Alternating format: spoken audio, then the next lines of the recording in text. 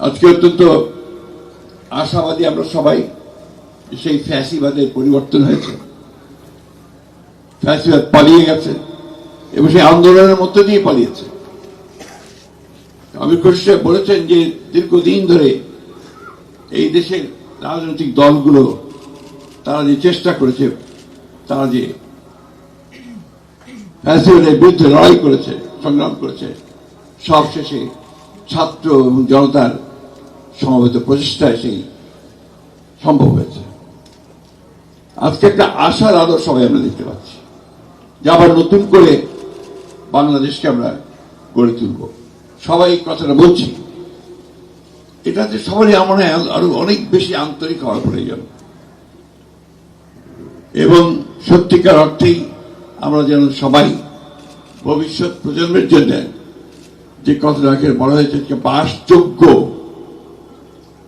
দেশ, তিতুমির বলেছে, সেই বাসযোগ্য দেশ তৈরি করার জন্য আমরা সবাই যেন কাজ করতে পারি। মাহফুজুল্লাহর প্রতি আমাদের সম্মান দেখানো তখনই সফল হবে, চূড়ান্ত হবে, যদি আমরা তার এই আরাধ্য কাজটা আমরা করতে পারি। আমাদের যখন অনেক বয়স হয়েছে, এখন এখানে সব নবীনেরা আছেন, তরুণেরা আছেন, তার দেশকে নতুন করে চিন্তা করছেন। সেই চিন্তার মধ্যে কিন্তু সবসময় একটা জিনিস আমার কাছে মনে হয়, যে কথাটা মনে রাখা সকলের দরকার, যে মাহবুবুল্লাহর যে কন্ট্রিবিউশন অথবা তারও আগে এই দেশকে সুন্দর করার জন্য যাদের অবদান, সেই অবদানগুলোকে যেন আমরা কখনই ভুলে না যাই। কারণ এদের কাজের উপরে কিন্তু আমরা দাঁড়িয়ে আছি এবং আজকে যে সামনের দিকে এগোচ্ছি সেদিকে এগিয়ে যাওয়া দরকার। অত্যন্ত প্রগতিশীল মানুষ ছিলেন মাহফুজুর, এবং কালোকে কালো বলতে দ্বিধা করতেন না, সাদাকে সাদা বলতে দ্বিধা করতেন না। এবং যে কথাটা এখানে অনেকে বলেছেন যে তার যে তর্ক, সেখানে তিনি অত্যন্ত সাবলীল ভাবে তার বক্তব্যটাকে এমন ভাবে উপস্থাপন করার সক্ষমতা যা ছিল যে সেখানে প্রতিপক্ষ সেখানে নিঃসন্দেহে পরাজিত হতো। মাহফুজুল্লাহর পরিবার তারা অনেক কষ্ট করেছেন।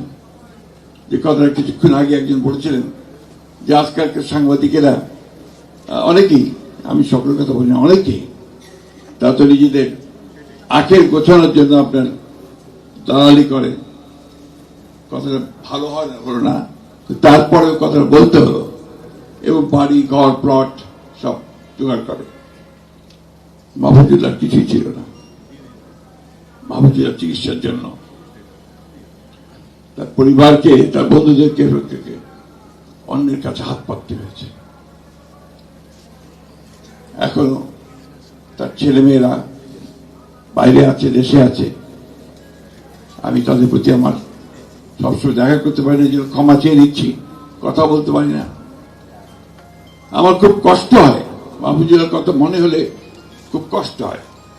বিশেষ করে আমি ব্যক্তিগতভাবে তার কাছে অত্যন্ত ঋণী। সবসময় সে আমার সঙ্গে যোগাযোগ রাখতো, আমার ভুলটা দেখিয়ে দিত, আমাকে সামনে পথ দেখাতো যে এই কাভাবে বলেন, এইভাবে কাজ করেন, এটা করেন। এই জিনিসগুলো আমি আর পাওয়ার আমার লোক নেই।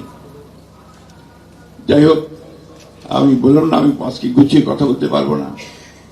মাহফুজুল্লাহকে আমরা মিস করি, আমি ব্যক্তিগতভাবে ভীষণ মিস করি, এবং তাকে হারানোটা আমাদের জন্য সত্যিকার অর্থে একটা বিরাট শূন্যতা সৃষ্টি করেছে। খুশি হয়েছি একটা রিকগনিশন দেওয়া হলো। আসলে আমরা সবাই তার মাঠ ফেরাতের জন্য দোয়া করি, এই দোয়া করি যে আমাদের সাংবাদিকরা সবাই চেষ্টা করে অন্তত মাহফুজুল্লাহর মতো হতে। ধন্যবাদ সকলকে। আসসালামু আলাইকুম।